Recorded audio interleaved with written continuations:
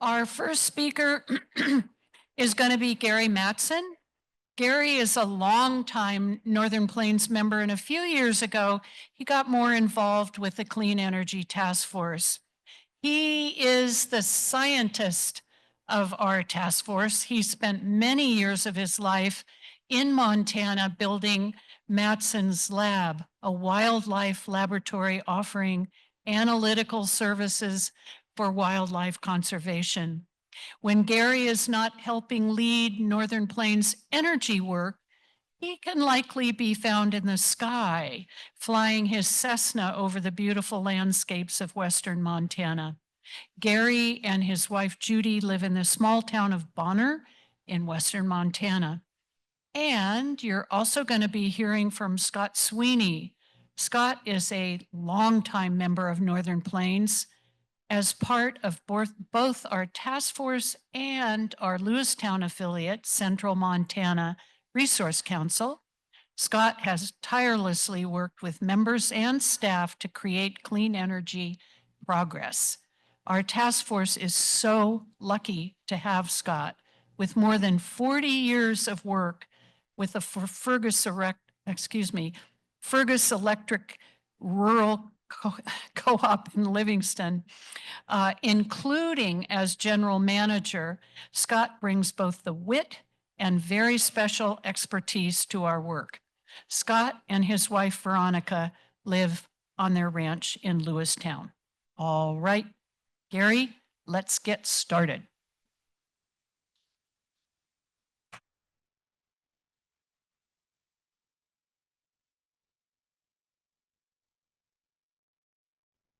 Thank you, Joni. Is this working? So, and I appreciate the introduction, Joni, and I'm humbled to be here with so many that have done so much for so long. So I started out being concerned about the building of Colstrip 3 and 4, but and I've done some stuff, but not nearly as much as Northern Plains has done. And this is my first annual meeting, so I'm learning a lot and appreciating what you guys have all done. So thanks for what you do, and I'm glad to be here. And like Joni said, Scott and I are going to be chatting with you today about our goal as a clean energy task force to shift the narrative of clean energy in Montana and why we see narrative playing such an important role in our campaigns going forward. And if you're like me, you look at the word narrative and you say, what does that mean exactly? And it's just the story. And if you're going to tell a story about a topic, you tell it and you want it to have impact, you tell it the same way all the time. And you use a disciplined messaging process to get the word out consistently. So that's what the narrative is. It's a little different. It's something that is all true and all important. So that's what we're working on. And just to note, this is not only pertains to the clean energy issues, messaging is important in all the campaigns that Northern Plains runs, whether it be an oil and gas campaign, an agriculture campaign, or a soil campaign. One goal of ours through this session is to have folks like us start thinking about strategic messaging in all our own campaigns, whether that be on an affiliate level, a state level, or an individual level, talking to our neighbors. Let's all say the same stuff. To start, I'll give you a quick overview of what our goal as a task force are with this narrative shift work and how we are trying to move towards them.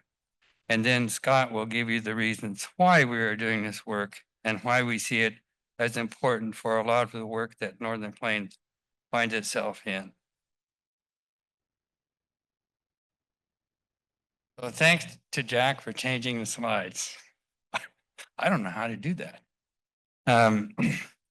So what were our goals when we started this campaign?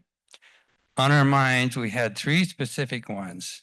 First, win the hearts and minds of Montanans across the state around the subject of clean energy and advancing Montana's energy future in particular. Second, garner support from Montanans around clean energy sources to be used for purposes ranging from residential to commercial to agricultural use, and even including utility scale in the hundreds of megawatts. And when I say we, I'm not going to say that we all are members of the Clean Energy Task Force. It boils down to the incredible staff that Northern Plains has. Dustin was one of the leaders and others. And so we are very grateful for what Dustin and his crew have done. They've done a tremendous amount of work, and all we have to do is sit up here and tell you about it. We have the easy part. Next slide, I guess, or no. Where am I?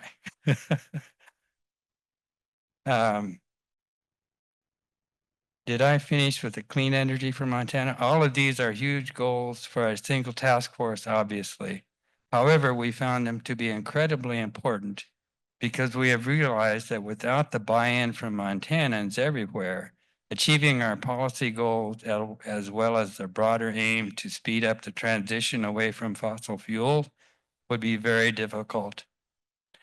Additionally, Northern Plains has gained so much strength by having a tent that is large and full of people with different experiences, backgrounds, and beliefs. Our work and our messaging needs to be compatible with keeping that big tent inclusive and strong. Getting into specifically what we have been doing as a group without getting into the weeds of it, we have broken this work up into 5 different phases. 1, identify the dominant narrative of clean energy in Montana. 2, develop a narrative that challenges the dominant narrative in a way that is appealing to a group of Montanans and is favorable to clean energy. 3, test our narrative that we developed. 4, refine it if necessary. And 5, implement it everywhere. We identified the current dominant narrative in Montana by conducting a clean energy canvass. In total, canvassers made over 10,000 attempts. 10,000 attempts. Can you imagine? That's a lot of work to interact with different Montanans and about 1,000 conversations to learn more about people's thoughts, feelings, and attitudes regarding clean energy. Based on all these conversations, we had a few really helpful takeaways. Montanans are apprehensively optimistic about clean energy. Those who are opposed are concerned about the reliability and feasibility of renewable. Folks who are opposed are worried that the transition is being rushed. Surprisingly, very few people who are opposed to clean energy named affordability as a factor. As for the people who are strong proponents of clean energy, it's no surprise that they are motivated primarily about the environmental benefits of clean energy. Based on these conversations, we identified the dominant narrative about clean energy to be the following. Keep in mind, we do not agree with this narrative. And this is the narrative that we need to supplant and replace with a proactive and affirmative narrative of our own. Here it goes. The dominant or false narrative believed by a majority of Montanans is transitioning to clean energy may be a worthwhile goal, but the technology for reliable, renewable energy simply isn't there yet. Big government and environmentalists, those damn environmentalists, are forcing this transition onto us, threatening our energy security and risking our economy that benefits from oil, gas, and coal. While that narrative is frustrating to hear, it is helpful to know it and understand the attitude of Montanans so that we can develop a message that pushes back against these claims. It also helps to understand that people who have the beliefs expressed above often live in a completely different media universe than us. They listen to different news. One of the most important maxims in organizing is that we need to meet people where they are. If we simply tell people that they are wrong, foolish, or uninformed, and if we tell them that they simply need to read the science, we will not be very effective. We have to understand people's backgrounds, values, and ethics, and we have to treat them with respect if we hope to shift their attitudes and opinions. This is the hard work of community organizing. The team members working on this message just finished crafting some new positive clean energy narratives that staff will be testing via social media and other digital goals. As we developed these messages, one very effective tool we used was to create a fictional Montanan who we imagined hearing these messages, and then we decided that this hypothetical audience member's name ought to be Melinda. Melinda is a 32-year-old mother who lives in Miles City. She is a nurse, but grew up on a ranch in eastern Montana. Her husband sells ranch equipment. They have some land held over from the family ranch where they have a small herd of cattle and raise hay. She is proud to have maintained some connection to her agricultural roots, but she worries that they may need to sell their land to pay for their kids' college one day. Melinda mostly feels like politics are a waste of time because politicians from both parties aren't concerned with people like her. However, she usually votes Republican if she votes at all. She feels like rural folks like herself are looked down on by the larger culture as backwards and uneducated, and feels some anger and resentment about that. She sees that weather is changing in weird ways, but she thinks that claims of climate change are exaggerated by so-called alarmists who strike her as smug and self-satisfied in their certainty about such a complex problem. Her biggest concerns are financial. She wonders if jobs will exist for her kids to stay in her community by the time they grow up. So we created this character to act as a sounding board of sorts for ourselves. When thinking about our messaging, we asked ourselves, how would Melinda respond to this? Would our message immediately alienate Melinda? Or would our message invite Melinda to consider our concerns? We discussed how we have been able to persuade folks how we would be able to persuade folks like Melinda if we want our narrative to gain traction in Montana. Right now, I'd like to zoom back out to look at the big picture for a moment. Well, I'd like to acknowledge that all of this is a lot of work. It involves extensive planning. We conducted a canvas, 10,000 people, 1,000 conversations, and identified a dominant narrative. We really spent a lot of time thinking about and understanding our audience, everyday Montanans. And then we worked for weeks to develop a new narrative. This is a lot of work on many levels. So the question you may all be asking is, why? Why put so much effort and resources into a campaign like this? The short answer to that question is because it's what we have to do to win. We will struggle to gain traction on clean energy policy until we change the story, the narrative about clean energy in Montana. We have to be strategic, thoughtful, and disciplined in our messaging to bring about the policy changes we want and to grow a popular consensus among Montanans about clean energy. And that takes a lot of work. And to help illustrate the point about how disciplined messaging can bring about campaign victories, I want to turn it over to Scott, who will describe a case study from Northern Plains' recent history.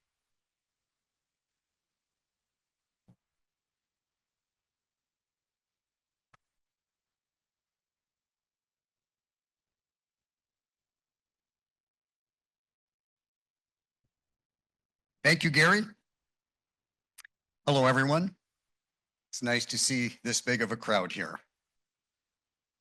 Like Joni had said in the introductions, my name is Scott Sweeney, and I live on a small ranch, small family ranch north of Lewistown near Hilger. I'm a member of the Clean Energy Task Force, and I appreciate Jack sitting up here changing the slides for me, just like Gary. For my part today, I want to share with you a case study of sorts which shows how disciplined messaging and strategic communication supported a recent campaign win. The example that comes directly to mind for me is CPACE. Sure, many in this room know the CPACE story. CPACE passed in the state legislature a few sessions ago, thanks in large part to Northern Plains. If you're unfamiliar with the program, I'll give you a quick overview. CPACE is the acronym for Commercial Property Assessed Capital Enhancements.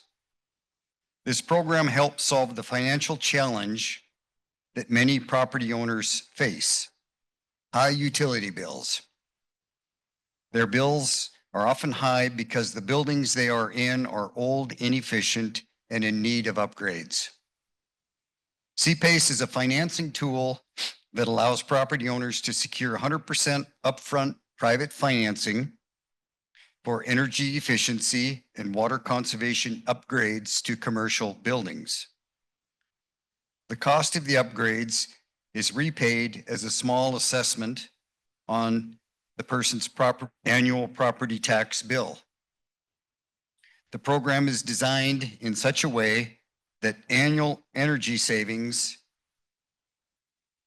from these upgrades are greater than the assessment on the annual property tax bill. So it's pretty painless.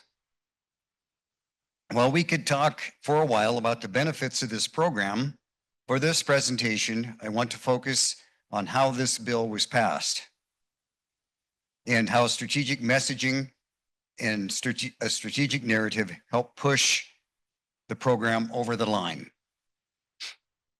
I should note from the onset that it took 7 years and 3 tries to get CPACE over the finish line. We were talking about patience in the presentation before. I guess patience isn't virtue. We had run similar CPACE bills in the 2 previous sessions before finally getting it passed in 2021. First thing we did in 2021 was to change the name of the bill. CPACE is a program used in many states across the nations, and the acronym CPACE typically stands for Commercial Property Assessed Clean Energy. It was those last 2 words, clean energy, that motivated Northern Plains to bring this program to Montana. We wanted to give people access to funds to upgrade their properties with solar panels and energy efficiency. Sure, we appreciated the cost savings involved, but our primary motivation was the environmental benefits. However, we also came to realize that sadly, and I'll say that again, that sadly, those 2 words, clean energy, were a non-starter for many Montana legislators. In a state where fossil fuels have a stranglehold on big parts of the legislative body, we had to rebrand this program and remove clean energy from the title.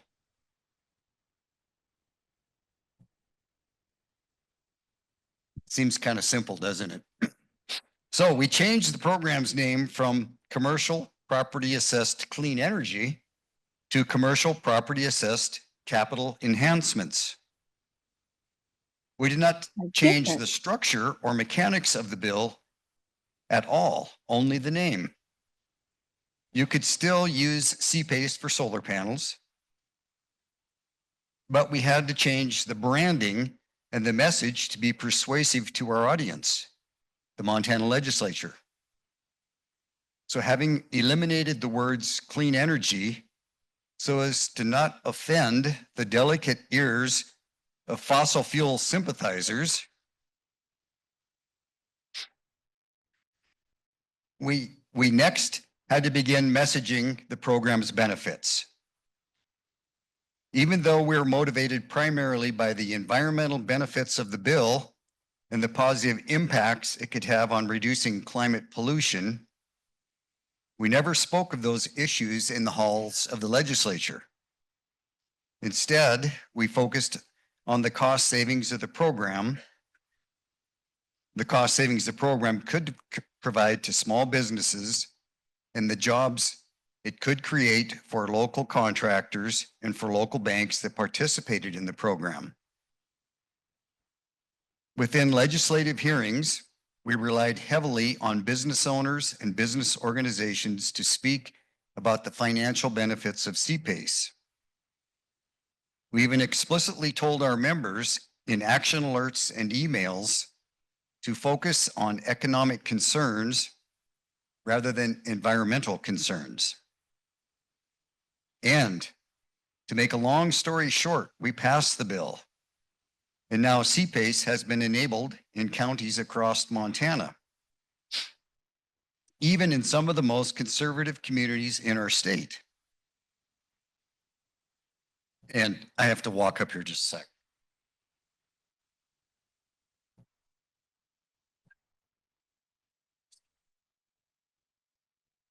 So shocking.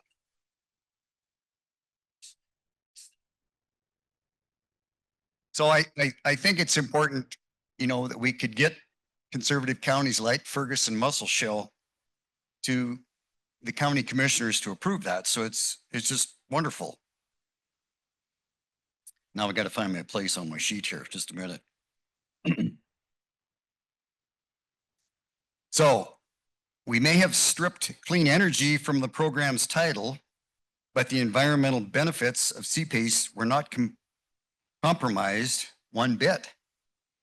The only thing that changed was our branding and messaging. Also, I don't want to leave the impression that disciplined messaging was the only reason we passed the bill. Of course not. We passed the bill because of a ton of hard work and organizing by members and staff. However, disciplined messaging was an essential tactic in that win. And we likely would have not passed the bill without that strategic messaging. So what did we learn from the CPACE campaign that we hope to bring in the Clean Energy Narrative Shift campaign? We learned that we will never compromise our values, but we can choose which of our values to highlight in our messaging. We learned, number two, we learned that we have to understand the values and motivations of our audience and develop messaging that speaks to those concerns, so long as it does not conflict or compromise with our core beliefs. And finally, most importantly, we learned it is fun to win. The bottom line is we passed a substantive bill, clean energy bill, within a legislative body that was openly hostile to environmentally focused legislation. And that was very powerful. Thank you.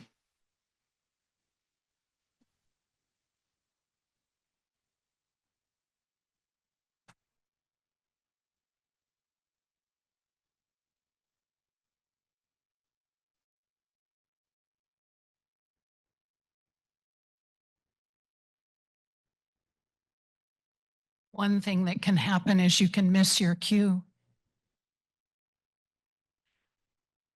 All right. I just want to say that I have very, very deeply fond memories of being on a Zoom call where somebody, I don't know who, and I know this happens all the time, where we're together and ideas start bubbling to the surface. It's hard to say where they come from. Somebody said we just need to change the name this time. This is the third time to run CPACE. And that that creative session to come up with, you know, capital enhancements. We just knew that that was going to fly, and we were right. But I have very fond memories of of that little creative endeavor that we engaged in to come up with a new name. Well, you've heard our narrative and messaging process and why we think this work is so critical to winning campaigns. And now we'd like to show you the work that we've done. Our messaging process involved developing new narratives that we would like to test. And we have a couple of newly developed test messages, and we'd really like your feedback. Your thoughts about these messages are important to us because if we want to change the narrative about clean energy in Montana, we're going to need all of you here to help us carry these messages to your community. Your table has a folder with handouts with test messages. So if you could take a handout, take a moment to read and think about and discuss the message. You can do that any way you want. Talk to the person next to you. You might want to read them aloud to each other to hear how they sound out loud. Once you've done that, please respond to the questions on the handout with any feedback that you have. And we're going to use that feedback to further refine these messages. All right, you have the last 15 minutes of our program for the day for this task. Thank you all in advance so much for your thoughts, your insights, and thank you for taking the time to hear about this important work. We really do hope this session has inspired ideas about how strategic messaging and narrative crafting can infuse power into all our important campaigns across the state. So thank you. Raise your hand if you don't find the folder